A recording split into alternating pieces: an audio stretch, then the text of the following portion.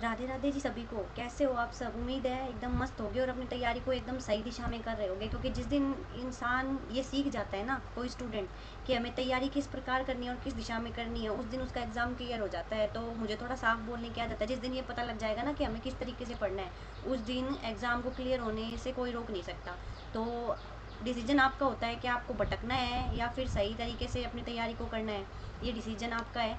तो आप खुद देखिए, खुद को देखिए, खुद का आकलन स्वयं कीजिए, तब आपको पता चलेगा कि हम अपनी तैयारी को किस दिशा में कर रहे हैं और एग्ज़ाम में जो पेपर में क्वेश्चन आ रहे हैं वो किस प्रकार से आ रहे हैं। बाकी अगर आप तैयारी करना चाहते हैं तो आप मुझसे जुड़ सकते हैं।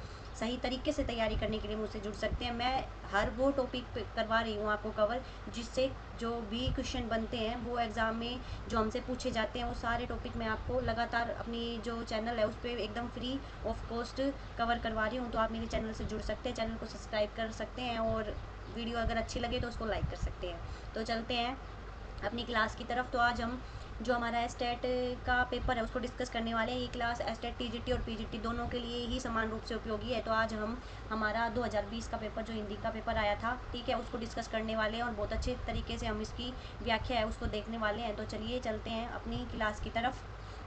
तो ये पेपर है हमारा 2020 का और ये पूरे कंप्लीट यहाँ पे मैंने 60 क्वेश्चन रखे हैं, ठीक है जी।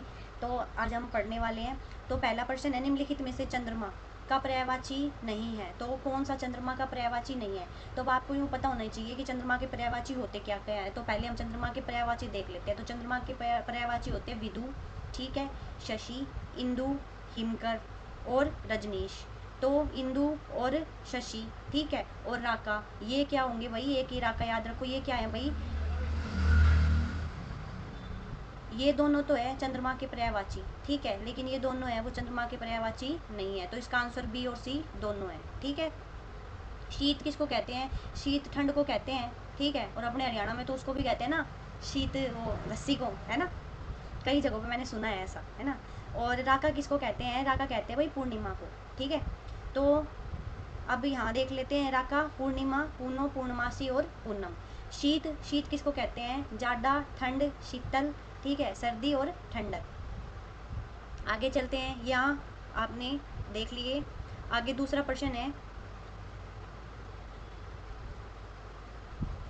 निम्नलिखित में से माधुर्य गुण का उदाहरण नहीं है। अब जिसको भी ये टॉपिक कवर करना है ना, वो चैनल को सब्सक्राइब करके मुझसे जुड़ जाना। मैं ये जो भी टॉपिक है ना आपको कवर करवाने वाली हूँ मात्र 5 मिनट की क्लास में। माधुर्य गुण, जितने भी ये गुण हैं, यहाँ से जितने भी क्वेश्चन पूछे जाते हैं, मैं सारे आपको कवर करवा दूंगी। लाली बन सरल कपोल की, आंखों में अंजन सी लगती, कुंचित अलकों सी घुंघराली, मन की मरोर बनकर जगती। ये है हमारा पहला। इसमें माधुर्य गुण है या नहीं हमें बताना है, ठीक है। माधुर्य गुण नहीं है बताना है हमें, तो हमें ये पता होना चाहिए कि इसमें किस में माधुर्य गुण है। दूसरा है, कनक कंकन कंकन किंकिन नुपुर धुनी सुनी, कहत लखन सन राम हृदय गुनी। तीसरी है, देखी सुदामा की दीन दशा, करुणा करके करुणा निधि रोए, पानी परात को हाथ छुयो नहीं, नैनन के जलसो पग धोए। अगला डी, नील सरोरुए श्याम तरन अरुण बारिज नयन, करहु सोमो उर्धाम सदा क्षीर सागर शयन। तो बताइए कि किस में माधुर्य गुण नहीं है? तो किस में नहीं है माधुर्य गुण भाई? तो इसका आंसर हो जाएगा सी, इसमें माधुर्य गुण नहीं है, ठीक है। बाकी सब में इसमें भी माधुर्य गुण है, ठीक है, इसमें भी माधुर्य है। और उससे अगले में भी, नील सरोवर श्याम तरन तरुण, उसमें भी क्या है भाई? माधुर्य गुण है। अब इसकी व्याख्या है वो देख लेते हैं। देखी सुदामा की दीन दशा, करुणा करके करुणा निधि रोए, इसमें माधुर्य गुण है वो नहीं है, ठीक है। माधुर्य गुण क्या है? माधुर्य शब्द का अर्थ है मधुरता, यानी कि जिसमें क्या दिखाई दे हमें? मधुरता दिखाई दे। इस प्रकार जिस गुण के कारण रचना में मधुरता उत्पन्न होती है, यानी कि ऐसा गुण जिसके कारण रचना में क्या आ जाए भाई? मधुरता आ जाए, उसको पढ़ने में हमें मधुरता महसूस हो, वो है माधुर्य गुण, उसको माधुर्य गुण कहते हैं। इसमें टय वर्ग तथा लंबे समासिक पदों का प्रयोग नहीं होता। माधुर्य गुण वैदर्भी रीति से संबंधित है। तो यहाँ से क्वेश्चन बनता है कि माधुर्य गुण है वो किस रीति से संबंधित है, तो वे वैदर्भी रीति से संबंधित है। उसके बाद आचार्य विश्वनाथ जी का ये कथन आपको याद रखना है, चित्रद्रवी भाव में लुभा दो माधुर्य मृत्युते, ये आपको याद रखना है। आगे चलते हैं। उन्होंने छुपा देती हूँ, आप आंसर देख ना लो, है ना। चलते हैं। उन्होंने निज भाषा का व्यवहार किया है, मिली जुली आम फहम राष्ट्रभाषा आदि शब्दों का नहीं। प्रत्येक जाति की अपनी भाषा है और वह निज भाषा की उन्नति के साथ उत्पन्न होती है। आचार्य हजारी प्रसाद द्विवेदी का कथन किस विद्वान के प्रति है?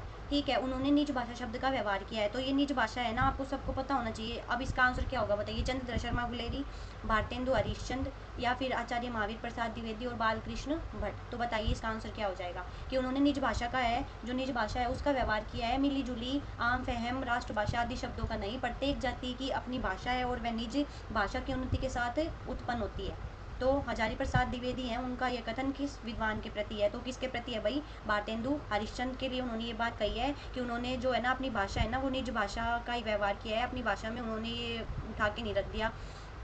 ठीक है, हजारी प्रसाद द्विवेदी ने भारतेंदु के प्रति ये बात कही है। ठीक है, अपनी पुस्तक किस में कही है? हिंदी साहित्य का उद्भव और विकास में उन्होंने भारतेंदु के लिए ये बात कही है कि साहित्य एवं भाषा की विशेषता बताते हुए व्यक्त किया है। उन्होंने जब साहित्य और भाषा की विशेषता बताई ना, तो उनको बताते हुए उन्होंने क्या किया? उन्होंने भारतेंदु के विषय में बात बताई कि जो भारतेंदु है उन्होंने अपनी भाषा में निज भाषा का शब्दों का प्रयोग, अपनी रचनाओं में वो निज भाषा का प्रयोग ही किया। उसके बाद अगला प्रश्न है, कितना सौभाग्यशाली है वह समुद्र जिसे पर्वतराज हिमालय की दो बेटियों को हाथ पकड़ने का श्रेय मिला। प्रस्तुत पंक्ति में निहित इन दो बेटियों का वर्णन किन दो नदियों के संदर्भ में है? ये प्रश्न एनसीईआरटी से है। जो पुरानी एनसीईआरटी थी, अब एनसीईआरटी का सिलेबस चेंज हो गया 6th 7th 8th का, तो मैं उसको अपनी चैनल पे करवा रही हूँ, तो आप उसको वहाँ से देख सकते हो। मैंने वहाँ जो पार्ट है उनको भी कवर करवाया है और उनके एमसीक्यू भी, तो आप नया सिलेबस जरूर पढ़ के जाना, क्वेश्चन वहाँ से पूछेगा।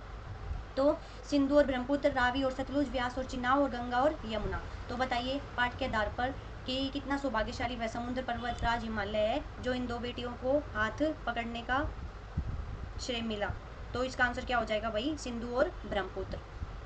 ठीक है, तो कितना सौभाग्यशाली है वह समुद्र जिसे पर्वतराज हिमालय की दो बेटियां, ठीक है, हिमालय की बेटियां दो बेटियां किन्हें कहा गया इस प्रकार से? तो किन्हें कहा? ये जो पार्ट है वो हिमालय की दो बेटियां सिंधु और ब्रह्मपुत्र को कहा गया है, याद रखना है। ठीक है, गंगा यमुना मत लगा के आ जाना, रावी और सतलुज भी नहीं होगा, व्यास और चिनाब भी नहीं होगा, सिंधु और ब्रह्मपुत्र याद रखना है।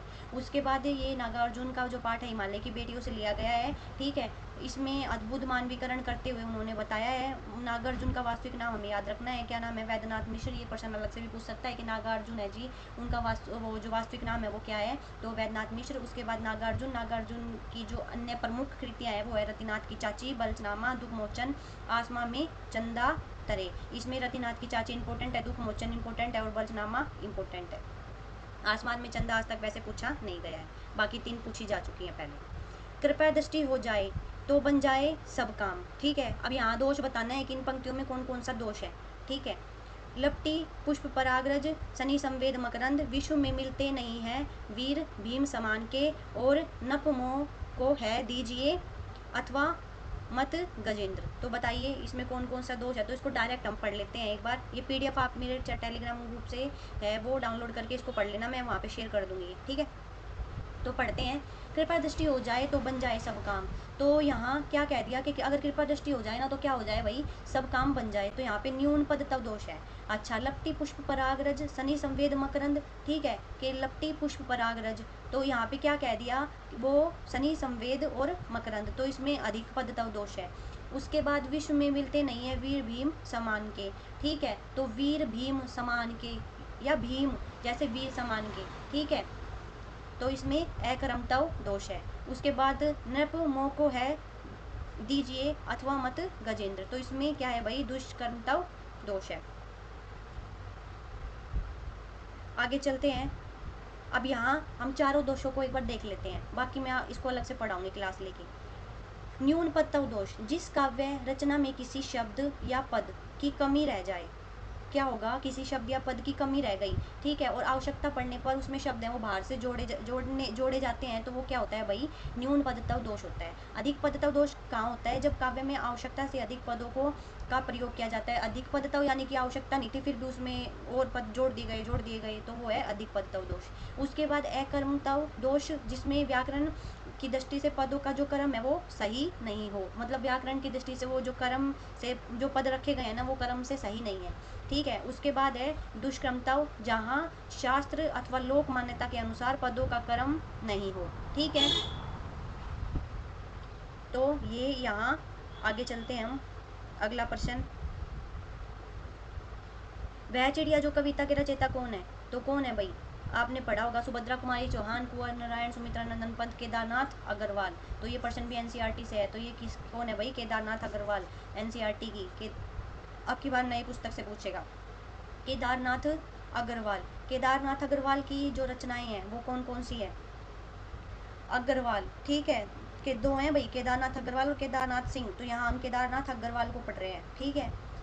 तो युग की गंगा, फूल नहीं रंग बोलते हैं, हे मेरी तुम, अपूर्वा और पुष्पदीप। सुभद्रा कुमारी चौहान, ठीक है, इनके विषय में पढ़ लेते हैं। इनकी है मुकुल, त्रिधारा, बिखरे मोती, उन्मादनी, सीधे साधे चित्र, ठीक है। टेढ़े मेढ़े रस्ते है एक, वो है भगवती चरण वर्मा की, ठीक है। उसके बाद सुमित्रा नंदन पंत। सुमित्रा नंदन पंत युगवाणी, वीणा, पल्लव, ग्रंथि, ठीक है, गुंजन। यहाँ मैंने सारी इंपॉर्टेंट रख रखी है, आपको ये ध्यान रखनी है।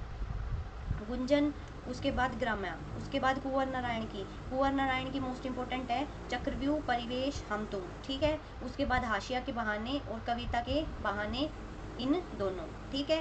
कुंवर नारायण का चक्रव्यूह, परिवेश, हम तुम, हाशिए के बहाने कुंवर नारायण की, और बाद कविता के बहाने, इन दिनों, ठीक है। उसके बाद बिछोना शब्द में, यहाँ मैंने आज है ना पूरा पेपर रख रखा है 2020 का, ठीक है, ये क्लास पूरी देखना आप। बिछोना में मूल शब्द व प्रत्यय कौन सा है? तो बिछोना में बिछा प्लस ओना, बिछाना प्लस ओना, ऊना, ठीक है, या फिर ओना। तो क्या होगा भाई? बिछा, बिछाना प्लस ओना, ठीक है। तो इसमें प्रत्यय क्या होते हैं? प्रत्यय होते हैं जो क्या करते हैं भाई, किसी शब्द के अंत में जुड़कर उसके अर्थ में क्या ला देते हैं? परिवर्तन ला देते हैं, है ना, वो होते हैं प्रत्यय। आगे, हे शरणदायिनी देवी, तू करती सबका त्राण है, तू मातृभूमि संतान हम, तू जननी तू प्राण है, ठीक है। चली सखी देखत जाही, पिया अपने को खोरी, बाजत ताल मृदंग और किन्नरी की जोरी, बाजे ही जू बाजन सकल, सुरनभ हुहुप अंजलि भरवही, थकी रहे व्योम विमान, मुनिजन जय सवद करी हर्षही, ए रे सुंदर सांवरे, ते चित लियो चुराए, संग सखा संध्या समय, द्वारे निकसो आए। तो यहाँ बताना है कि कौन सा दुआ है, कौन सा उलाला है, कौन सा हरि गीतिका है। तो ये हम पढ़ लेते हैं सीधा, देखिए यहाँ हम इनको पढ़ते हैं। यहाँ इंपॉर्टेंट है ये, ठीक है, दोबारा भी पूछे जा सकते हैं, इसलिए हम इसको डायरेक्ट पढ़ते हैं। हे शरणदायिनी देवी तू, ठीक है, करता करती क्या है? सबका त्राण है, तू मातृभूमि संतानम, तू जननी तू प्राण है। तो इसमें क्या है भाई? इसको पढ़ के हमारे अंदर क्या आता? उल्लास सा ही लगता। तो इसमें क्या है भाई? उल्लाला। इसको ऐसे ट्रिक से याद कर लो। उसके बाद चली सखी देखत जाही, पिया अपने को खोरी, बाजत ताल मृदंग को किन्नरी की जोरी। ये क्या है? रोला। बाजे ही जू बाजन सकल, सुरनभ हुप अंजलि बरवही, थकी रहे व्योम विमान, मुनिजन जय शब्द करी हर सही। तो इसमें क्या है भाई? हरि गीतिका। ए सुंदर सांवरे, ते चित लियो चुराए, संग सखा संध्या समय, द्वारे निकसो आए। सबको पता है, ये पढ़ के दुआ सा लग रहा है। अब उलाला छंद क्या होता है, इसमें क्या होती है, कितनी मात्राएं होती है, वो हम देखते हैं। तो ये मैं अलग से करवाऊंगी छंद की क्लास, छंद रस और गुण, ठीक है, ये सारे काव्य के काव्य के गुण वगैरह। उल्लास छंद, उल्लास छंद क्या होता है? यह भाई एक अर्धसममात्रिक छंद होता है। कैसा छंद होता है? पहला ही कि इसमें अर्धसममात्रिक छंद होता है। छंद में विषम चरण के में क्या होती है? 15 और सम चरण में 13 मात्राएं होती है। यानी कि विषम में कितनी होती है? 15 और सम में कितनी होती है? 13। इस प्रकार यह 28 मात्राओं का छंद है। तो याद रखना है, उलाला कितनी मात्राओं का? 28 मात्राओं का, और अर्धसममात्रिक छंद है। उसके बाद रोला, यह सम मात्रिक छंद है। तो रोला क्या है भाई? सममात्रिक छंद है। प्रत्येक चरण में 11-13 के विराम से 24 मात्राएं होती है। रोला में कितनी होती है? 24, उलाला में 28। उसके बाद हरिगीतिका, यह 28 मात्राओं का सममात्रिक छंद है, जिसमें प्रत्येक चरण में 16-12 के विराम से 28 मात्रा होती है। आगे चलते हैं। अनुच्छेद, इसकी एक क्लास में करवाने वाली हूँ आपको। अनुच्छेद 343 से लेकर 351 तक जितने भी इंपॉर्टेंट अनुच्छेद है, सबको आपको मैं 7 मिनट की क्लास में सारे कवर करवा दूंगी और टिक समेत याद करवा दूंगी। निम्नलिखित में से किस अनुच्छेद अनुबंध में यह कहा गया है कि संविधान प्रारंभ में 15 वर्ष तक की अवधि के लिए, संविधान के प्रारंभ में 15 वर्ष की अवधि तक के लिए संघ की शासकीय प्रयोजनों के लिए अंग्रेजी भाषा का प्रयोग है वो किया जाता रहेगा? अनुच्छेद 343(1), अनुच्छेद 343(2), अनुच्छेद 343(3) या अनुच्छेद 351।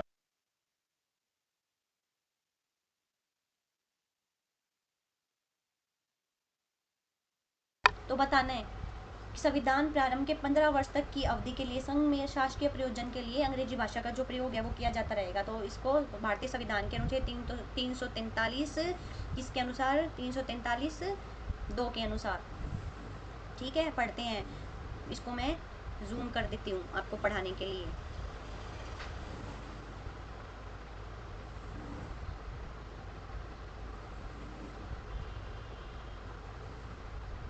लीजिए, अनुच्छेद 343 2 के अनुसार में क्या कहा गया है भाई कि संविधान के प्रारंभ के 15 वर्ष तक की अवधि के लिए संघ की शासकीय प्रयोजन के लिए अंग्रेजी भाषा का प्रयोग किया जाता रहेगा। भारतीय संविधान के अनुच्छेद 343 संघ की राजभाषा की बात की गई है, जिसके खंड 1 में अनुच्छेद 343 1 में क्या है भाई कि संघ की राजभाषा हिंदी और लिपि देवनागरी होगी और शासकीय प्रयोजनों के लिए प्रयोग होने वाले अंकों का जो रूप है वो भारतीय अंकों का अंतर्राष्ट्रीय रूप मानने की बात कही गई है। तो भारतीय संविधान के अनुच्छेद 343 1 में क्या कहा है, संघ की राजभाषा है वो क्या होगी, हिंदी और लिपि देवनागरी होगी और शासकीय प्रयोजनों के लिए जो प्रयोग होने वाला है वो अंकों का जो रूप है वो क्या होगा, भारतीय अंकों का अंतर्राष्ट्रीय रूप होगा। और भारतीय संविधान के अनुच्छेद 343 2 के अनुसार क्या कहा गया है, तो ये कहा गया है कि संविधान के प्रारंभ में जो 15 वर्ष है उसकी अवधि में संघ की जो शासकीय प्रयोजन है, शासकीय प्रयोजनों के जो कार्य हैं वो सारे किस भाषा में होंगे, अंग्रेजी भाषा में होंगे। आगे लास्ट जो ये अनुच्छेद है ना 351, इसमें क्या कहा गया है कि भारतीय संघ का एक कर्तव्य है कि हिंदी भाषा का प्रचार या प्रसार और उत्थान करने का उल्लेख है। लास्ट का जो अनुच्छेद है ना उसमें हिंदी भाषा के प्रचार प्रसार और उत्थान का उल्लेख है, इतना याद रखना है आपको। ठीक है, कि हिंदी भाषा का प्रचार प्रसार और उत्थान। आगे चलते हैं। अगला, जो धनीभूत पीड़ा थी मस्तक में स्मृति से छाई, दुर्दिन में आंसू बनकर वह आज बरसने आई, विरल विकल बिनुही लिखी पाती दे पठाए, आग विहीनियों सूचित सुने बाचत जाए, अरुण सरोरु है कर चरण दृग सजन मुखचंद, समय आए सुनिंद्र सरद काही न करती आनंद। मेरे जीवन की उलझन बिखरी थी उनकी अलके पीली, मधुर मदिरा किसने थी बंद हमारी पलके। बताइए इसमें कौन कौन सा अलंकार होगा। तो चलते हैं पढ़ते हैं इसको। देखो, जो धनीभूत पीड़ा थी वह स्मृति सिछाई, दुर्दिन में वे आंसू बनकर आज बरसने आई। इसमें कौन सा होगा भाई, इसमें होगा श्लेष अलंकार। मैं अलंकार का टॉपिक आपको अलग से कवर करवाऊंगी, यहाँ एक क्लास लंबी हो जाएगी। दूसरे में क्या है भाई, विभावना अलंकार है। कौन से में है, ऊपर जाके पढ़ लेते हैं, ये कट गया है ना विकल्प बिनुए लिखी वाले में, दूसरे वाले में ये रही, विरह विकल बिनुही लिखी पाती दई पठाए, आंख बिहनी सुचित सुने बाचत जाए। ठीक है, उसके बाद आगे चलते हैं।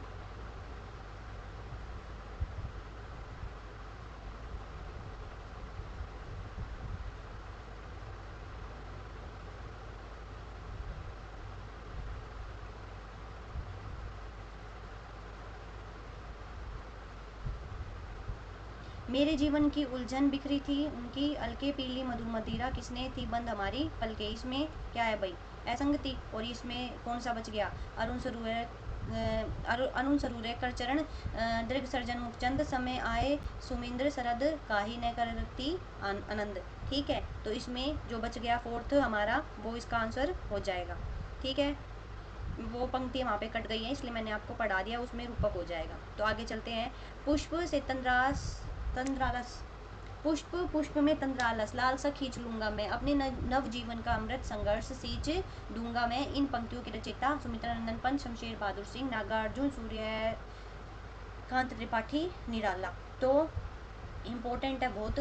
पुष्प पुष्प से तंद्रालस, लालसा खींच लूंगा मैं, ये बात किसने कही है, निराला ने। इसको ऐसे याद रख लेना, निराला है तो निराला बात कर रहे हैं, वो कह रहे हैं कि पुष्प पुष्प से तंद्रालस, लालसा खींच लूंगा मैं। ठीक है, ये ट्रिक से ऐसे याद रख लेना, याद रह जाएगी। आगे चलते हैं।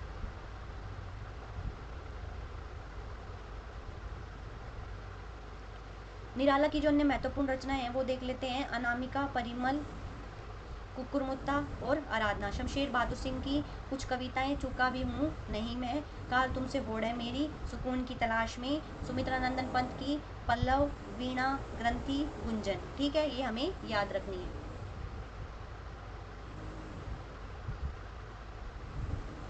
काकु वक्रोक्ति का उदाहरण नहीं है, तो इसमें से हमें बताना है कि कौन सा है वो काकु वक्रोक्ति का उदाहरण नहीं है। बल्लभ विचारी के सुनुरी स्यानी अली, ऐसे समय नाथ परदेस ते न आएंगे। दूसरा है भरत भूप सियाराम लखन वन सुनी सानंद सहागो, पुर परिजन अवलोकी मातु सब सुख संतोष लिहागो। हैरी लाल तेरे सखी ऐसी निधि पाई कहाँ, है री खज्ञान कहो हो तो नहीं पाले हो। मैं सुकुमारी नाथ बन जोगू, तुम ही उचित तप मो कहू भोगू। बताओ, काकु वक्रोक्ति नहीं है तो किस में नहीं है भाई? इसका आंसर हो जाएगा सी। चलते हैं, ये वक्रोक्ति वाला अलग से क्लास में करेंगे हम, बस यहाँ इसको एक बार पढ़ लेते हैं। श्लेष वक्रोक्ति कब होती है और काकु वक्रोक्ति, ठीक है।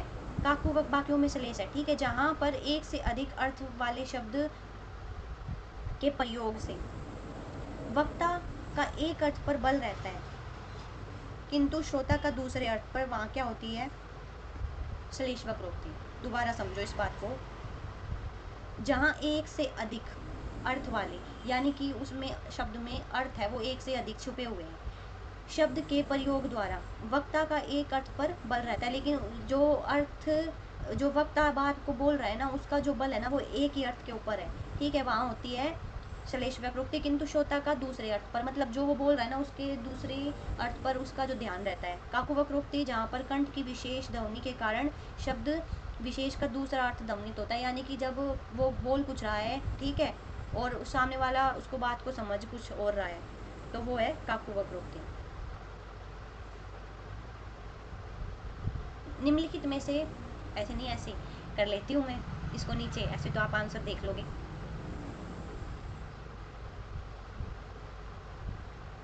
देख ही लिया होगा वैसे अब तक तो, पर कोई नहीं, इसको मैं और जूम करके, हाँ अब सही है। बताइए, निम्नलिखित में से पश्चिमी हिंदी की बोली नहीं है?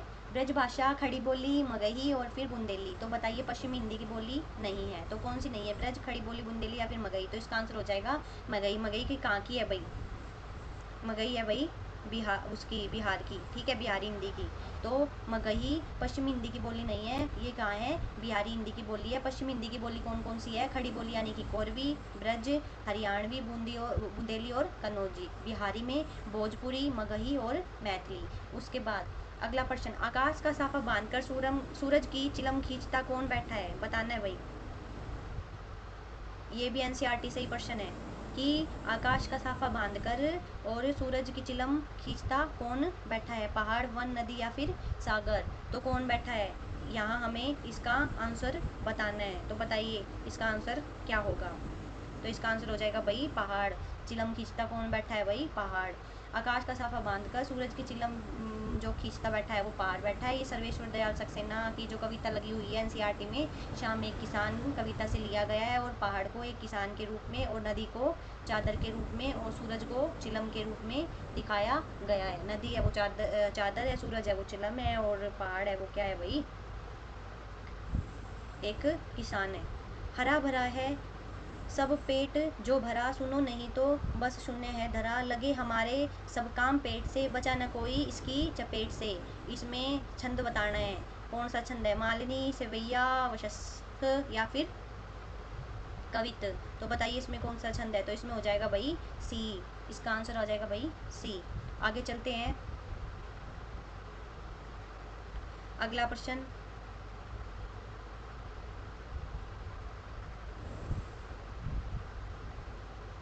इसको पढ़ लेते हैं एक बार। विषम कब होता है भाई?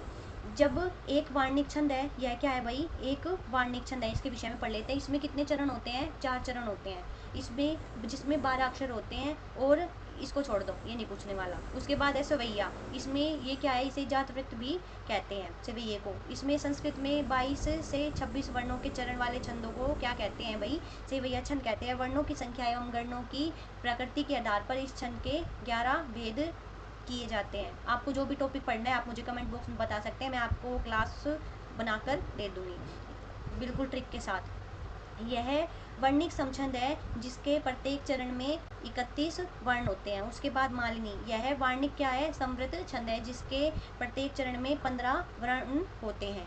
ठीक है, आगे बाकी प्रत्येक चरण में ये नगण नगन भगण यगण ये नहीं पूछने वाला। ठीक है, अगला, निम्नलिखित में से राष्ट्रीय सांस्कृतिक कविता के प्रतिनिधि कवियों में सम्मिलित नहीं है। तो बताना है कि कौन है वो प्रतिनिधि कवियों में सम्मिलित नहीं है। तो बताइए, निम्नलिखित में से राष्ट्रीय सांस्कृतिक कविता के प्रतिनिधि कवियों में सम्मिलित नहीं है। मैथिली शरण गुप्त, विजय देव नारायण शाही, उसके बाद माखनलाल चतुर्वेदी, या फिर बालकृष्ण शर्मा नवीन। तो बताइए, मैथिली शरण गुप्त, विजय देव नारायण शाही, क्या होगा इसका आंसर? तो इसका आंसर राष्ट्रीय सांस्कृतिक में जो शामिल नहीं है। तो पहले तो यूँ देखो कि इसमें राष्ट्रीय संस्कृति के लिए लिखने वाले कौन कौन है। तो वो विजय देव नारायण शाही हैं, वो राष्ट्रीय सांस्कृतिकता के लिए लिखने वाले नहीं है। इसका आंसर यही हो जाएगा। ठीक है, ये छायावाद के बाद की जो प्रवृत्ति है, ठीक है, उसको से जाना जाता है। विजय देव नारायण शाही राष्ट्रीय सांस्कृतिक कविता के प्रतिनिधि कवियों में सम्मिलित नहीं है। ये हिंदी साहित्य की नई कविता के दौर से संबंधित है। तो ये किससे, नई कविता के दौर से संबंधित है। हिंदी साहित्य में छायावाद के बाद यानी कि 1930 के बाद जो प्रवृत्ति दिखाई पड़ती है उसे उत्तर छायावाद कहते हैं। तो याद रखना कि उत्तर छायावाद में वो समय आता है जो छायावाद के बाद का समय था। ठीक है, इसमें दो धाराएं थी, एक तो व्यक्तिगत प्रणयमूलक काव्य धारा थी और दूसरी राष्ट्रीय सांस्कृतिक काव्य धारा थी। ठीक है, ये दोनों हमें याद रखना है। ठीक है, उसके बाद अगला प्रश्न, राष्ट्रीय सांस्कृतिक काव्य धारा में सम्मिलित कौन कौन था? तो इसमें रामधारी सिंह दिनकर, आपको पता है दिनकर ने लिखी है। उसके बाद सुभद्रा कुमारी चौहान राष्ट्र के लिए लिखती थी, माखनलाल चतुर्वेदी ने पुष्प की अभिलाषा लिखी थी, बालकृष्ण शर्मा नवीन भी, और श्याम नारायण पांडे। उसके बाद अगला प्रश्न है, इक प्रत्यय नहीं है। तो इसको बोल के देखो, प्रत्यय जिसमें लास्ट में इक आ रहा हो ना, जो ध्वनि आ रही हो, वो हमारा एक प्रत्यय से निर्मित है, और जिसमें नहीं आ रही वो नहीं है। तो दैनिक में इकार है, अधिकाधिक में भी इकार है, धार्मिक में भी इकार है। तो सामाजिक में क्या आ रहा है भाई, बताइए क्या होगा इसका आंसर? बोल के देखिए। और प्रत्यय वो होता है जो शब्द के अंत में लगकर उसके अर्थ में क्या ला दे, परिवर्तन ला दे। तो दैनिक, अधिक का अधिक। ठीक है, तो इसमें क्या हो जाएगा इसका आंसर? इसका आंसर हो जाएगा भाई बी। ठीक है, दैनिक में दिन है वो मूल शब्द है, सामाजिक में समाज मूल शब्द है, और धार्मिक में धर्म मूल शब्द है।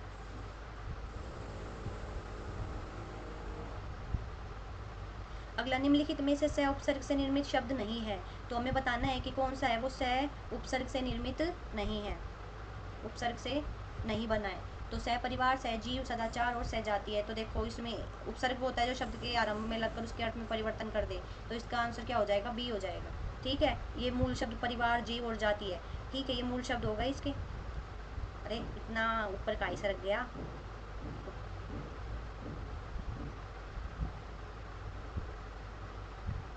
हाँ ठीक है जी। सदाचार में क्या है भाई? सदाचार में स उपसर्ग नहीं है, यह सत उपसर्ग से निर्मित है। तो इसमें क्या है भाई? सत उपसर्ग है, याद रखना है हमें। आगे चलते हैं। चलनो अब केतकी प्रणकुटी करहु कित है, सीता द्वारा कही गई प्रस्तुत पंक्ति में राम ने उनकी कौन सी मनोदशा को लक्षित किया है? तो बताना है कि इसमें उनकी कौन सी मनोदशा का पता चलता है। चंचलता, मधुरता, प्रसन्नता, या फिर आतुरता। तो भाई किसका पता चलता है? आतुरता का ही पता चलता है। जब वो चलती चलती थक जाती है तो वो राम जी से कहती है कि भाई हमें ये बताओ कि हमें अभी कितनी देर दूर और चलना है, और हमारी जो पनकुटी है वो कहाँ है। तो ये कवितावली जो पंक्ति है वो कवितावली से अवतरित है। और सवैया में इसमें क्या कहा गया है? राम और सीता के बीच का जो संवाद है उसको दर्शाया गया है। राम द्वारा सीता द्वारा कही गई उपयुक्त पंक्ति में राम ने उनकी आतुरता को व्यक्त किया है। ठीक है, ये जो पंक्ति है वो किसकी है भाई? तुलसीदास की कवितावली से। आगे, जिनेंद्र कुमार की रचना है। पापा खो गए, मिठाई वाला, चिड़िया की बच्ची, या फिर दादी माँ। तो बताइए निम्नलिखित में से कौन सी है वो जिनेंद्र कुमार की है? तो जिनेंद्र कुमार की कौन है? चिड़िया की बच्ची। पापा खो गए ये एनसीईआरटी में लगा हुआ है भाई, ठीक है ना। चिड़िया की बच्ची, ठीक है। जिनेंद्र कुमार की अन्य रचनाएं जो इंपॉर्टेंट है वो हम देख लेते हैं। तो जिनेंद्र कुमार की अन्य रचनाओं में है भाई फांसी, वातायन, नीलम देश की राजकन्या, पाजेब। ठीक है, उसके बाद पापा खो गए किसकी है? विजय तेंदुलकर की, ये एकांकी है पापा खो गए। उसके बाद मिठाई वाला भगवती प्रसाद वाजपेयी, ये भी एनसीईआरटी की। दादी माँ ये शिव प्रसाद सिंह की कहानी है। ठीक है, याद रखना है। आगे चलते हैं। निम्नलिखित में से किसका संबंध मागधी अपभ्रंश से नहीं है? बिहारी, मराठी, असमी, या फिर बांग्ली। तो क्या होगा इसका आंसर? हो जाएगा भाई मराठी, क्योंकि मराठी कैसे संबंधित है? मराठी महाराष्ट्र से संबंधित है, महाराष्ट्र से। ठीक है, तो इसलिए रही महाराष्ट्रीय अपभ्रंश से क्या है ये? संबंधित है। मागधी में क्या क्या आता है? मागधी में मागधी में आता है भाई हमारा बिहारी, बंगला, उड़िया और असमिया। शोर सैनी में पश्चिमी हिंदी, ब्रज, खड़ी बोली, कन्नौजी, बुंदेली और बागरू, राजस्थानी, गुजराती, ठीक है। और अर्ध मागधी में पूर्वी हिंदी, अवधी, बघेली और छत्तीसगढ़ी। निम्नलिखित में से मैथिली शरण गुप्त की रचनाओं का सही क्रम बताइए। बताइए सही क्रम क्या होगा। रंग में भंग, भारत भारती, पंचवटी या फिर साकेत। भारत भारती, रंग में भंग, पंचवटी, साकेत। रंग में भंग, भारत भारती, साकेत, पंचवटी, पंचवटी, रंग में भंग, भारत भारती और साकेत। तो रंग में भंग कब की है? 1909 की। भारत भारती 1912 की। पंचवटी 25 की। और ये जो साकेत है वो कब की है? साकेत 31 की। तो रंग में भंग ये 9 की, भारत भारती 12 की, पंचवटी 25 की और साकेत है वो 31 की। तो इसका आंसर हो जाएगा भाई पहला। उसके बाद इनकी जो अन्य रचनाएं हैं वो भी देखते हैं हम। मैथिली शरण गुप्त की जो रचनाएं हैं, ठीक है।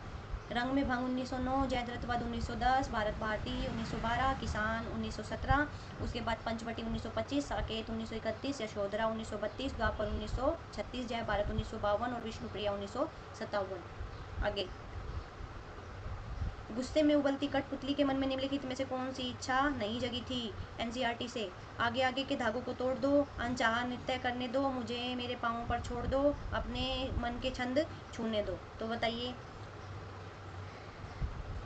तो उसके मन में क्या इच्छा नहीं जगी थी? तो उसके मन में ये इच्छा नहीं जगी थी कि मुझे अनचाहा नृत्य करने दो। बाकी उसके मन में सारी इच्छा है वो। गुस्से में उबली कठपुतली के मन में अनचाहा नृत्य करने दो की इच्छा नहीं जगी थी। कठपुतली भवानी प्रसाद मिश्र द्वारा रचित कविता है। इस कविता के माध्यम से उन्होंने स्वाधीनता के महत्व को दर्शाया है, ठीक है, कि भाई स्वाधीनता कितनी जरूरी है, ठीक है।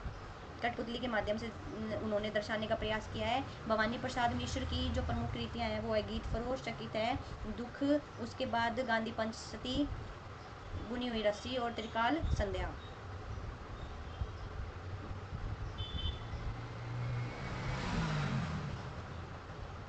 आगे चलते हैं।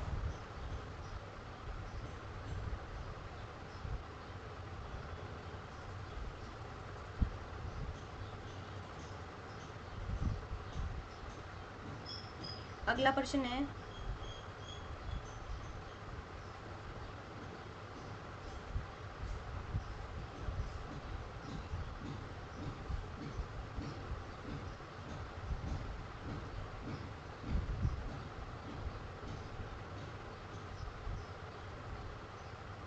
ये कट गया, हम इसको सीधा पढ़ लेते हैं यहाँ पे।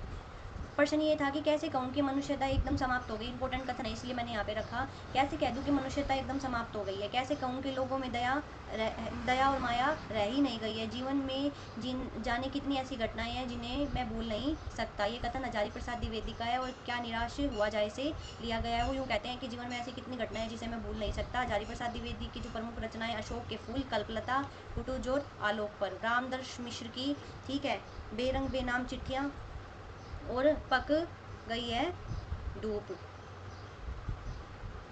ठीक है।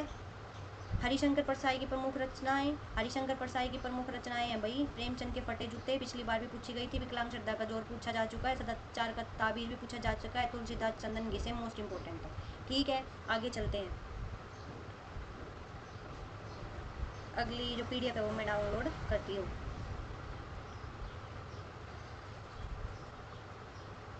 अगला प्रश्न है, मैं तुम्हें बताऊंगी कि हमारे समय और तुम्हारे समय में कितनी दूरी हो चुकी है, यहाँ तक कि बचपन की दिलचस्पियाँ भी बदल गई है। तो प्रस्तुत पंक्तियाँ की जो लेखिका है वो कौन है? तो बताइए, प्रस्तुत पंक्तियाँ उसकी लेखिका कौन है? उषा, प्रियमदा, कृष्णा शोभती, मृदुला गर्ग या फिर मनु भंडारी? तो इसका आंसर हो जाएगा भाई कृष्णा शोभती,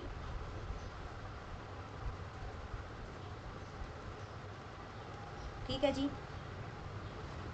आगे चलते हैं, इनके विषय में थोड़ा सा पढ़ते हैं। लेखिका कृष्णा शोभती। कृष्णा शोभती के सहस्मरण बचपन से ली गई है। याद रखना है कि मैं तुम्हें बताऊंगी कि हमारे समय और तुम्हारे समय में क्या फ़र्क है। तो ये जो है उनके बचपन की जो सहस्मरण है वहाँ से लिया गया है। कृष्णा शोभती के विषय में प्रमुख बात क्या है? उनकी जो प्रमुख रचनाएं हैं वो है बादलों के घेरे में, याद रखनी है। डार से बिछुड़ी कृष्णा शोभती है। उमित्र और मरजानी कृष्णा शोभती, ए लड़की कृष्णा शोभती, हम हशमत कृष्णा शोभती, भाग एक और दो भाग, 3 भाग हैं इसके। उसके बाद शब्दों के आलोक में कृष्णा शोभती, सोहबत एक सोहबत, सोभती एक सोहबत, ठीक है। मनु भंडारी की यही सच है, ठीक है। प्रमुख रचना याद रखनी है, मनु भंडारी की कौन सी है भाई, यही सच है। उसके बाद मनु भंडारी की आपका बंटी, 1 इंच मुस्कान, मनु भंडारी और महामूंज, ठीक है। आगे चलते हैं। मृदुला गर्ग की याद रखनी है अपने हिस्से की धूप, कंठ गुलाब और चितकोबरा, तीनों मोस्ट इंपोर्टेंट है, अनेकों बार पूछी गई है। उसके बाद निष्प्रह का क्या अर्थ है, कामना रहित, भय रहित या फिर घर रहित या फिर आशय रहित। तो निष्प्रह का क्या अर्थ होता है भाई, कामना रहित, ठीक है। अब भय रहित और घर रहित और आशय रहित हम आगे चल के पढ़ लेते हैं। भय रहित क्या होता है भाई, भय रहित तो किसको बोलते हैं, निडर को, और आशय रहित आशयहीन को। आगे चलते हैं नेक्स्ट। हम स्वयं बंधे थे और स्वयं हम अपने बंधन तोड़ चले। प्रस्तुत पंक्तियों के रचयिता कौन है, मैथिली शरण गुप्त, भगवती चरण वर्मा, सत्यनारायण कविरत्न और राम नरेश त्रिपाठी। तो हम स्वयं बंधे थे और स्वयं अपने बंधन तोड़ चले, ये किसकी है, तो ये है भाई भगवती चरण वर्मा की, ठीक है। कि भगवती चरण जी कहते हैं कि हम स्वयं बंधे थे और स्वयं ही अपने जो बंधन है वो तोड़ चले। इनके विषय में कुछ महत्वपूर्ण जो बातें हैं वो देख लेते हैं। भगवती चरण वर्मा की जो अन्य काव्य रचनाएं हैं वो है मधुकर्ण, प्रेम संगीत, ठीक है, बसंतोत्सव, ठीक है, मानव और भैंसा गाड़ी इंपॉर्टेंट है। भगवती चरण का मधुकर्ण, प्रेम संगीत और बसंतोत्सव और मानव और भैंसा गाड़ी। मैथिली शरण गुप्त की भारत भारती अभी हम पढ़ के आए हैं, ऊपर इसको दोबारा देखने की आवश्यकता नहीं है। आगे चलते हैं, सत्यनारायण कवि रत्न की देख लेते हैं। सत्यनारायण कवि रत्न की है भाई भ्रमरदूत और उसके बाद हृदय तरंग, ठीक है, ये 2 इंपॉर्टेंट है। राम नरेश त्रिपाठी की एक तो मिलन, पथिक, मानसी और सौपन, पहले पूछी जा चुकी है सौपन। तो महादेवी वर्मा का नीलकंठ की विधा क्या है, नीलकंठ की विधा बतानी है, कहानी है, एकांकी है, रेखा चित्र है या फिर रिपोर्टाज है। तो नीलकंठ क्या है भाई, नीलकंठ उनकी क्या है, रेखा चित्र है, इसका आंसर सी हो जाएगा। रेखा चित्र क्या होता है, किसी व्यक्ति वस्तु घटना का भावपूर्ण सजीवांकन। देखो रेखा चित्र वो होता है कि कोई व्यक्ति या फिर कोई वस्तु है, ठीक है, या फिर किसी घटना है, तो उसको भाव के साथ किसी के सामने प्रकट करना, वो क्या कहलाएगा, रेखा चित्र कहलाएगा। इसको इंग्लिश में स्केच भी कहते हैं हम, ठीक है। हिंदी साहित्य का प्रथम जो रेखा चित्र है वो पदम सिंह शर्माकृत पदम पराग है। तो प्रथम रेखा चित्र याद रखना है कि कौन सा है, पदम सिंह द्वारा पदम पराग पहला रेखा चित्र लिखा गया, ठीक है। और जो एक सहसमनात्मक क्या है भाई, रेखा चित्र है। एकांकी वही होती है जिसमें एक अंक होता है, वो जिस जहाँ शुरू होती है उसी एक अंक में लास्ट में खत्म हो जाती है। एक अंक वाले नाटक को एकांकी कहते हैं। इस प्रकार एकांकी के संपूर्ण कथानक की समाप्ति एक ही अंक में हो जाती है। एक घूट हिंदी साहित्य की प्रथम एकांकी है, मोस्ट इंपोर्टेंट है। उसके बाद कहानी मानव जीवन के किसी एक मनोभाव या घटना को रोचक या फिर कौतूहलपूर्ण तरीके से वर्णन करने की क्या है भाई, प्रक्रिया है। जब हम किसी भी घटना को क्या करते हैं, रोचक तरीके से प्रस्तुत करते हैं, तो वो कहानी है, ठीक है। और प्रेमचंद के अनुसार यह रमणीय उद्यान होकर सुगंधित फूलों से युक्त एक गमला है। कहानी को उन्होंने गमला ही कह दिया प्रेमचंद जी ने, तो ठीक है। आचार्य रामचंद्र शुक्ल इंदुमती को हिंदी की प्रथम कहानी मानते हैं। याद रखना है कि जो रामचंद्र शुक्ल है वो इंदुमती को क्या मानते हैं, पहली कहानी। और हजारी प्रसाद द्विवेदी जो रामचंद्र शुक्ल जी के हमेशा उल्टे चलते हैं, वो क्या कहते हैं, धुलाई वाली 1907 प्रथम कहानी है, याद रखना है। आगे चलते हैं। समासिक पदों के घटकों को अलग अलग करने की रीति को क्या कहते हैं, समास, निग्रह, विच्छेद या विग्रह। तो सही बात है, जिसको अलग अलग करके लिखने की रीति क्या कहलाती है भाई, विग्रह कहलाती है। समासिक पदों को अलग करके लिखने की रीति क्या कहलाती है, समास विग्रह कहलाती है। समास क्या होता है, समास होता है 2 या 2 से अधिक शब्दों को मिलाकर जब नए शब्द बनते हैं, सार्थक शब्द बनते हैं, तो समास होता है। विच्छेद किसी शब्द को अलग अलग करके लिखने की प्रक्रिया क्या कहलाती है, वर्ण विच्छेद कहलाती है। आगे चलते हैं। मनुआ तो दऊ दिसी फिरे, यह तो सुमिरन नाही। उपयुक्त जो पंक्तियां हैं उसके कवि कौन है, सूरदास, रहीम और रसखान और कबीरदास। अगर आपने एनसीईआरटी पढ़ी होगी तो ये प्रश्न एनसीईआरटी से, और इसका आंसर है भाई कबीरदास जी कहते हैं कि जब जो हमारा मन है वो 10 दिशा में फिरता रहता है, तो और जो हाथ में माला लेके सुमिरन चलता रहता है, तो फिर उस सुमिरन का कोई फायदा ही नहीं है, ठीक है। तो यहाँ हम पढ़ते हैं कबीरदास जी हैं जो निर्गुण शाखा के कवि हैं, सबको पता है, ठीक है। निर्गुण यानी कि वो क्या, कण कण में ईश्वर को देखते हैं, वो कोई मूर्ति पूजा नहीं करते। कबीरदास जी के विषय में जो उनकी वाणियों का संकलन है वो बीजक में किया गया था, ठीक है। बीजक के जो संकलन करता है वो धर्मदास है, इंपॉर्टेंट है। ये 3 भागों में है, साकी, सबद और रेमिनी। वल्लभाचार्य द्वारा पुष्टि मार्ग से दीक्षित ठीक है। भक्ति काल के सगुण काव्य धारा के कृष्ण कवि सूरदास जी हैं। तो सूरदास जी की 3 रचनाएं याद रखनी है, और एक बात याद रखनी है कि कौन से पुष्टि मार्ग से, वल्लभाचार्य के। ठीक है। और ये सूरदास है वो सगुण भक्ति के हैं। इनके सूर सागर, सूर सरावली और साहित्य लहरी इनकी प्रमुख रचनाएं मानी जाती हैं। अगले हमारे रसखान जी। रसखान जी वो कृष्ण भक्त कवि हैं। उनका पूरा नाम सैयद इब्राहिम था, याद रखना है। सुजान रसखान और प्रेम वाटिका किसकी है, इनकी प्रमुख रचनाएं हैं। आगे चलते हैं। रहीम की याद रखनी है। रहीम दोहावली है, मदनाष्टक है और रास पंचाध्यायी है। तीनों इंपॉर्टेंट रचनाएं हैं। निम्नलिखित में से कंठोष्ठ ध्वनि है ए, उ, ई और ओ। मैं आपको ह्रस्व, दीर्घ और प्लुत तीनों की ट्रिक के साथ याद करवा दूंगी एक क्लास में। ठीक है। अब यहाँ बताइए कंठोष्ठ ध्वनि कौन सी है जो बोलते समय कंठरोष्ट जो है उसमें परिवर्तन आता है, तो वो क्या है भाई, ओ है। आगे चलते हैं।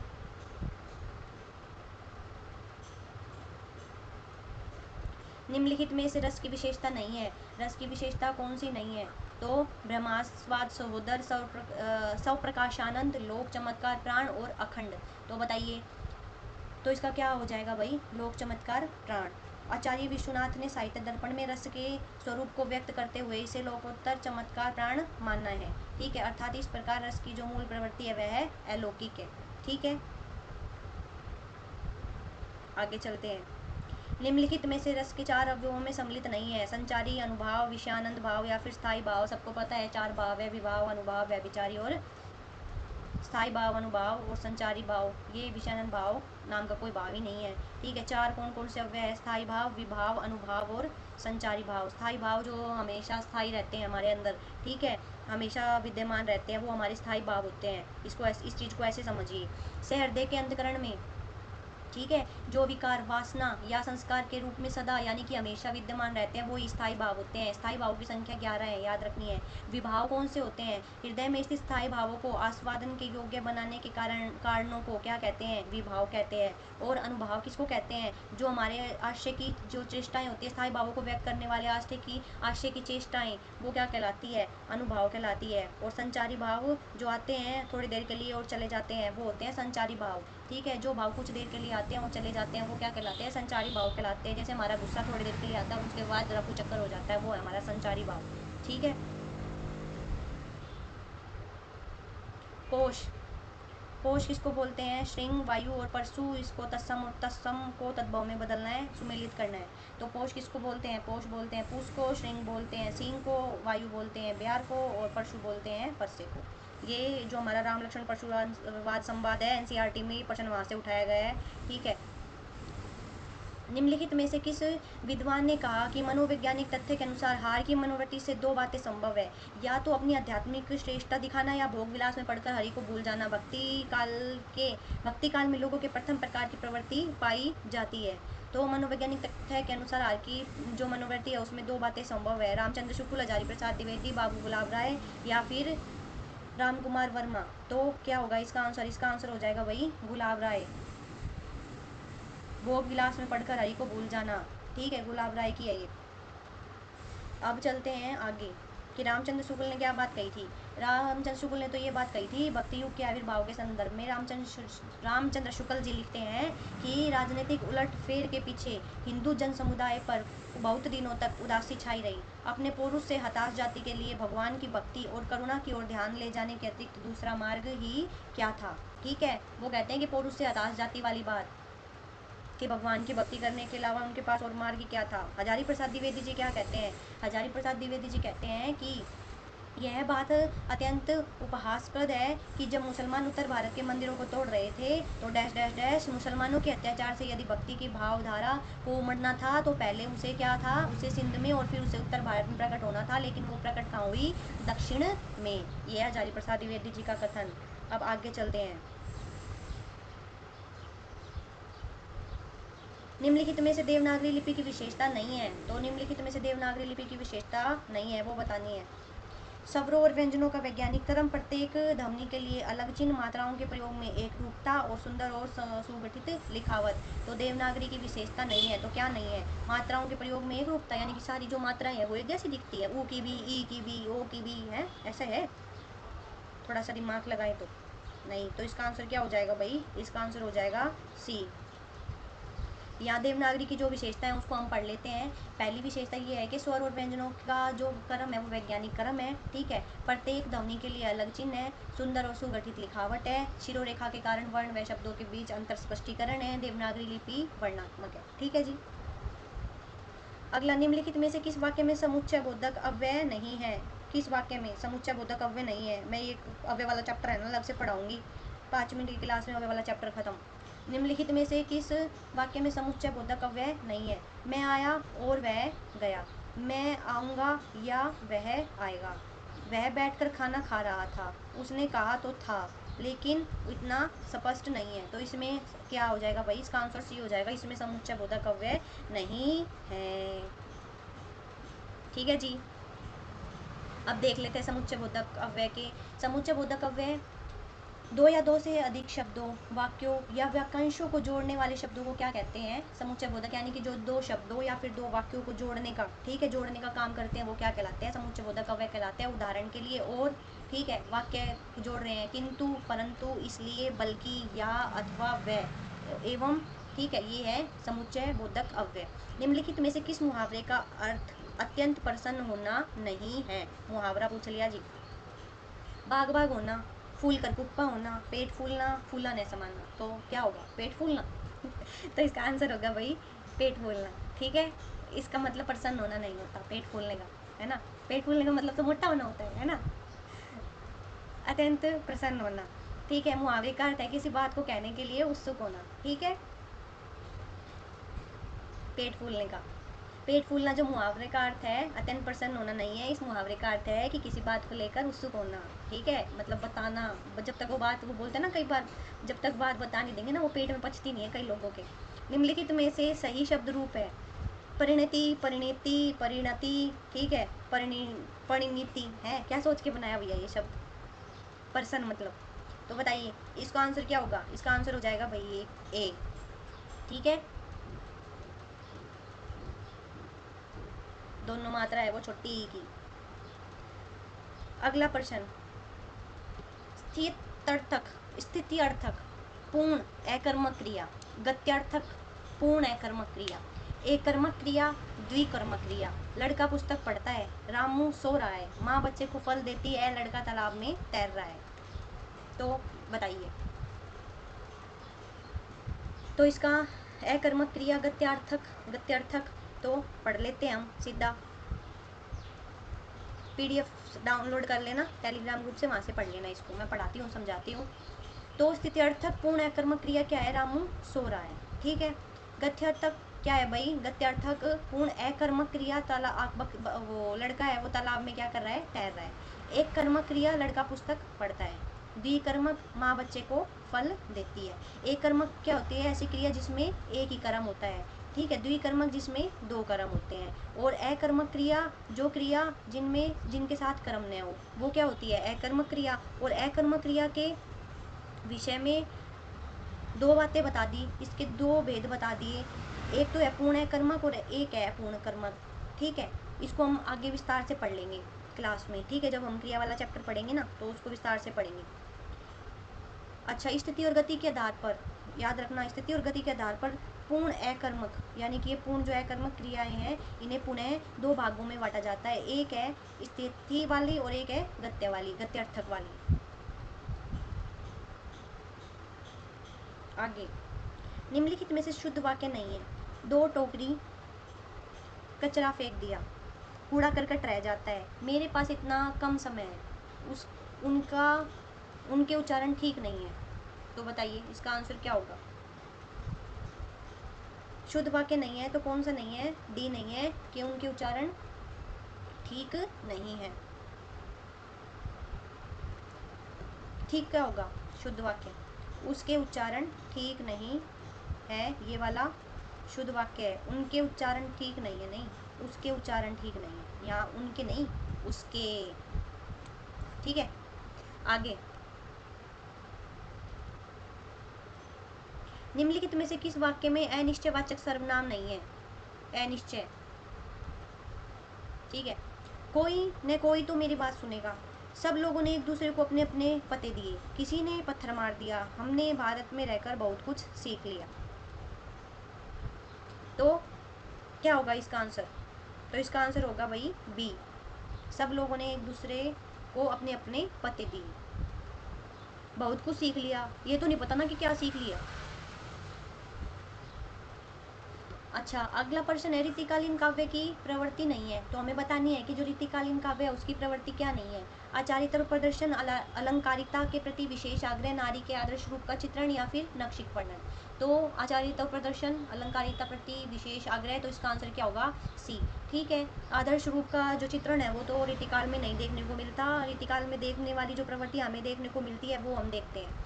ठीक है, तो रीतिकाल की जो प्रवृत्ति थी काव्य की, वो मुख्य प्रवृत्तियाँ क्या है? वहाँ आचार्यता का प्रदर्शन देखने को मिलता है। ठीक है, आपने देखा होगा केशवदास हैं, केशवदास जी को भी क्या कह दिया गया? कठिन काव्य का प्रेत कह दिया गया उनके आचार्यताओं के कारण। उसके बाद आश्रयदाताओं की प्रशंसा, जो कवि थे वो अपने आश्रयदाताओं के जो प्रशंसा में कितनी जो उन्होंने रचनाएं लिखी हैं। ठीक है, उसके बाद अलंकारिकता के प्रति विशेष आग्रह, उनका क्या रहता था? वो अलंकार मतलब अलंकार जिसमें हो वो उस प्रकार की रचना ज़्यादा कर रहे थे। और उसके बाद है ब्रज भाषा की प्रधानता। रीतिकाल में ब्रज भाषा की जो रही वो प्रधानता। निम्नलिखित में से किसने शांत रस को भी नाटक में अनुभव योग्य माना है? शांत रस है उसको नाटक के अनुभव योग्य माना है। दंडी, भामह, उद्भट और वामन। तो बताइए शांत रस देने वाला पहले तो बताओ कौन था? ठीक है, और किसने उसको क्या मान दिया? अनुभव के योग्य मान दिया। तो शांत रस में किसका नाम आएगा भाई? शांत रस में उद्भट का नाम आता है। उद्भट ने नाटक में शांत रस को भी अनुभव योग्य माना है। उद्भट अलंकार संप्रदायवादी क्या है भाई? आचार्य थे। काव्य अलंकार सार संग्रह किसका है? उद्भट नामक उन्होंने ग्रंथ की रचना की थी। इंपॉर्टेंट है कि काव्य अलंकार सार संग्रह वो क्या है भाई? उद्भट का है। संस्कृत साहित्यकार दंडी, दंडी का रचना काल क्या है भाई? दंडी का रचना काल है 7वीं। ठीक है, और दंडी का क्या है? काव्य आदर्श, उसके बाद दश कुमार चरित्र और अवंती सुंदरी इनकी प्रमुख रचनाएं हैं। भामा, भामा अलंकार संप्रदाय के जनक के रूप में जाने जाते हैं। सबको पता है कि अलंकार संप्रदाय के जनक के रूप में भामा जाने जाते हैं, और इनका एकमात्र जो ग्रंथ है वो काव्य अलंकार है जो भामा का है। वामन, वामन रीति के लिए जाने जाते हैं, रीति आचार्य है। ठीक है, रीति का जनक माना जाता है। उसके बाद काव्य अलंकार सूत्र किसका है भाई? वामन का। याद रखना है इनका ग्रंथ। आगे चलते हैं। अशिष्ट, राजस्थानी, अस्वस्थ और प्राचीन, दशाबोधक गुणवाचक विशेषण, काल बोधक गुणवाचक विशेषण, दोष बोधक गुणवाचक विशेषण और स्थान बोधक गुणवाचक विशेषण। तो बताइए इसका आंसर क्या होगा? तो क्या होगा भाई इसका आंसर? इसका आंसर हो जाएगा डी। पढ़ लेते हैं। तो अशिष्ट, अशिष्ट दोष बोधक गुणवाचक विशेषण। राजस्थानी स्थान बता रहा है, स्थान बोधक गुणवाचक विशेषण। अस्वस्थ दशा बोधक गुणवाचक विशेषण। और प्राचीन काल बोधक गुणवाचक विशेषण। गुणवाचक विशेषण ऐसे शब्द जिनमें किसी संज्ञा या सर्वनाम के गुण, दोष, दशा, आकार या काल आदि का ज्ञान प्राप्त होता है उसे गुणवाचक विशेषण कहते हैं। इसके भेद होते हैं। ठीक है, कालवाचक, स्थानवाचक, आकार बोधक, ठीक है, रंग बोधक, दशा बोधक और गुण बोधक। अब गुणवाचक विशेषण में ना, गुणवाचक विशेषण में सिर्फ गुणवाचक को पढ़ के छोड़ देते हैं। अब देख लो प्रश्न कहाँ से आया है उसके भेदों से। निम्नलिखित में से विशेषण से निर्मित भाववाचक संज्ञा है। मतलब विशेषण क्या है? जो किसी की विशेषता बताते हैं तो इसमें ऐसा बताना है जिसमें भाववाचक संज्ञा है। ठीक है, लड़कपन, बड़प्पन, ठीक है, राष्ट्रीयता या फिर लिखावट। तो इसका आंसर क्या हो जाएगा? तो इसका आंसर हो जाएगा भाई सी। विशेषण से निर्मित क्या है? भाववाचक संज्ञा है। ठीक है, बड़ा प्लसपन बड़प्पन विशेषण से निर्मित। लड़का प्लसपन लड़कपन जातिवाचक संज्ञा। ठीक है, लड़का शब्द किसका प्रयोग? जाति, लड़का तो संपूर्ण जाति के लिए होगा। ठीक है, लिख और प्लस आवट ये क्या है? क्रिया है, क्रिया से निर्मित है। भाव से तो एक ही निर्मित है, बड़प्पन। हाथ पैर का कांपना, स्तंभ, रोमांच, मुख विवर्ण्य, स्वर परिवर्तन इत्यादि किस रस का अनुभव है? हाथ पैर का कांपना भयानक, हास्य, वीर और करुण। स्तंभ, रोमांच, मुख विवर्ण्य, स्वर परिवर्तन। हाथ पैर का कांपना कब होगा? भयानक, है ना? कुछ चीज़ भयानक देख ली तो क्या होगा? भयानक। तो इसका आंसर ये हो जाएगा। तो हाथ पैर का कांपना, स्तंभ, रोमांच, मुख विवर्णीय, स्वर परिवर्तन और रुदन ये क्या है? भयानक रस के अनुभव है। ये सारे टॉपिक मैं आपको अपनी क्लास में जल्दी से जल्दी कवर करवाने वाली हूँ। वीर रस ट्रिक के साथ, वो भी वीर रस, पूर्ण उक्ति, अंग संपूर्ण, ठीक है, रोंगटे खड़े होना, और हास्य भाव में आंखों का मिचना, हंसना, ताली पीटना। करुण में छाती पीटना, रुदन, प्रलाप, मूर्छा, भूमि पर गिरना। अनुभाव में स्थायी भाव के बाद उत्पन्न होने वाली आश्रय की जो बाह्य क्रियाएं हैं, ठीक है, वो क्या है भाई? अनुभाव। निम्नलिखित में से किस विकल्प में उपसर्ग मूल शब्द के साथ जुड़कर विपरीत अर्थ प्रदान कर रहा है? उपसर्ग है वो मूल शब्द के साथ जुड़कर विपरीत अर्थ प्रदान कर रहा है। प्रबल, प्रबल यानी कि, ठीक है, प्र और बल, ठीक है, अनुकरण, अनु और करण, अधिवास या फिर अपयश। तो क्या है भाई? विपरीत अर्थ देने वाला कौन सा है? अपयश। आगे चलते हैं। निम्नलिखित में से हरिवंश राय बच्चन द्वारा रचित आत्मकथा खंडों में शीर्ष निम्नलिखित में से हरिवंश राय बच्चन द्वारा रचित आत्मकथा खंडों का शीर्षक नहीं है, ठीक है। तो आपको पता होने चाहिए, 4 थे, ठीक है। एक तो नीड का निर्माण, फिर क्या भूलू क्या याद करूँ, 10 द्वार से सोपान तक, दिन जल्दी जल्दी ढल रहा है, ये नहीं है, ठीक है। 4 खंड कौन कौन से थे? तो 4 खंड क्या भूलू क्या याद करूँ, ठीक है। उसके बाद दूसरा था नीड का निर्माण, फिर बसेरे से दूर और 10 द्वार के सोपान तक।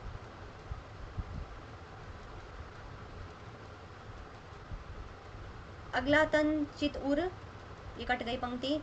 हिय सिंहल बुद्धि पद्मिनी चीना, गुरु सुआ जय पंथ दिखावा, बिनु गुरु जगत को निर्गुण पावा। ये पंक्ति सही करवा के मैं उसमें टेलीग्राम ग्रुप में डाल दूंगी, आप वहाँ से पढ़ लेना, ठीक है। उन पंक्तियों में पद्मावत, उपयुक्त पंक्तियों में पद्मावत है वो क्या है भाई? कि कौन सी विशेषता परिलक्षित होती है? तो इसमें कौन सी होती है भाई? इसमें अलौकिक प्रेम द्वारा अलौकिकता का संकेत हुआ है। इसको पढ़ लेते हैं हम। पद्मावत की जो पंक्तियां हैं, ठीक है, पद्मावत, इसमें लौकिक प्रेम द्वारा अलौकिकता का संदेश दिया गया है। पद्मावत मलिक मोहम्मद जायसी द्वारा रचित एक सूफी परंपरा का प्रसिद्ध महाकाव्य है। इस महाकाव्य में कुल 57 खंड है। याद रखना है कितने खंड है पद्मावत में? 57। जायसी की जो रचनाएं हैं वो प्रमुख पद्मावत, अखरावट, आखिरी कलाम, चित्ररेखा और कहरनामा, ठीक है। अब यहाँ स्पर्श संघर्षी महाप्राण व्यंजन बताने। निम्नलिखित में से स्पर्श संघर्षी महाप्राण व्यंजन च, छ, ज और ठ बताइए। महाप्राण भी हो तो क्या हो जाएगा? इसका आंसर 6 हो जाएगा। तो स्पर्श संघर्षी जिन व्यंजनों के उच्चारण में स्पर्श का समय अपेक्षाकृत अधिक होता है और उच्चारण के बाद वाला भाग संघर्षी हो जाता है, तो वे स्पर्श संघर्षी कहलाते हैं, ठीक है जी। आगे चलते हैं। ये महाप्राण और अल्पप्राण, ठीक है। महाप्राण और अल्पप्राण मैंने आपको ट्रिक से पढ़ाए हैं, ठीक है, देख लेना वो वाली क्लास, उसमें याद करवा रखे हैं। आगे चलते हैं।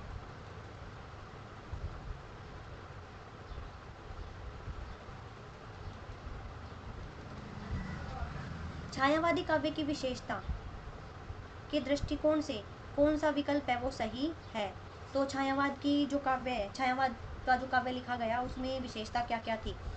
आत्माभिव्यंजना तथा दुख और वेदना की विवृत्ति, राष्ट्र प्रेम की अभिव्यक्ति और अमानवतावाद, नारी गरिमा की प्रतिष्ठा और असमन्वयवाद, लाक्षणिकता एवं रहस्यवाद का अभाव। तो इसमें क्या था? तो इसमें था भाई आत्माभिव्यंजना, ठीक है, आत्माभिव्यंजना और दुख और वेदना की विवृत्ति, ठीक है। अमानवतावाद कहाँ था उसमें? असमन्वयवाद कहाँ था? अभाव कहाँ था रहस्यवाद का? तो इसमें आत्माभिव्यंजना, दुख और वेदना की विवृत्ति, राष्ट्र प्रेम की अभिव्यक्ति और मानवता, नारी गरिमा की प्रतिष्ठा और समन्वयवाद, ठीक है, और रहस्यात्मकता, ये उसकी क्या थी भाई? जो छायावादी काव्य था उसकी विशेषता थी। आगे चलते हैं। प्रकृति वर्णन और कल्पना की प्रधानता। जो समझने के योग्य ना हो, लोच, अबूझ, है या फिर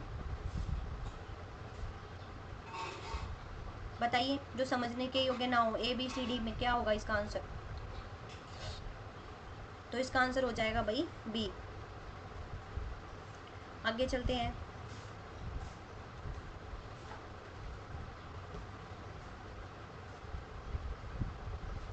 अबुझ, जिसे बांधा न जा सके, उधाम, जिसे बंधन में बांधा न जा सके, हे, जो त्यागने और छोड़ने योग्य हो, चंद, छंद, वर्णन की महिमा, भाषा योग, वशिष्ठ, श्री पद पुराण की भाषा, वचनिका और नासिकेतोपाख्यान किसकी है?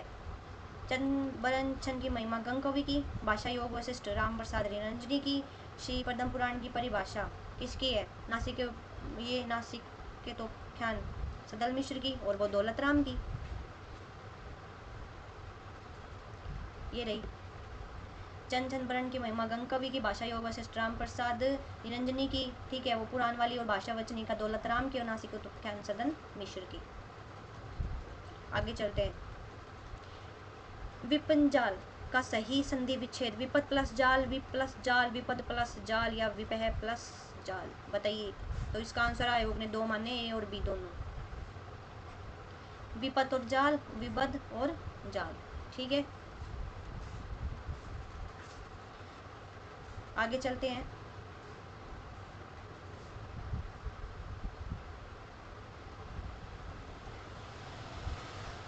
पद्म लाल पुन्नलाल बख्शी, अयोध्या सिंह उपाध्याय हरिओद, आचार्य हजारी प्रसाद द्विवेदी और रामस्वरूप चतुर्वेदी, ठीक है। इनकी वो लगानी है, मैंने आपको क्लास में आदिकाल का जो चैप्टर करवाया है ना, आदिकाल वाली क्लास में मैंने आपको ये सारी याद करवाई है, सारी एक भी नहीं थी जो इनमें से ना हो, ठीक है, तो आप वो क्लास देख लेना।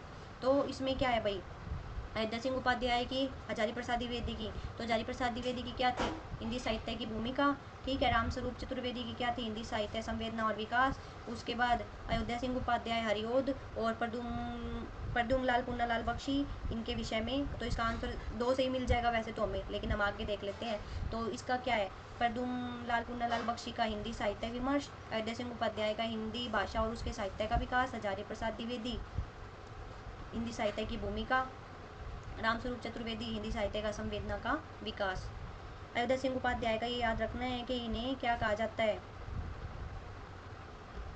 इनकी जो प्रिय प्रवास है वो खड़ी बोली का प्रथम महाकाव्य है, पुनर्वा और एनामदास का पुत्र था, जो हजारी प्रसाद द्विवेदी के प्रसिद्ध उपन्यास है, ठीक है। और एक बाण भट्ट की आत्मकथा भी याद रखना है। आगे चलते हैं। दिल एक सादा कागज, धरती धन ने अपना, जाग मच्छंदर गोरा खाया, नागफनी का देश।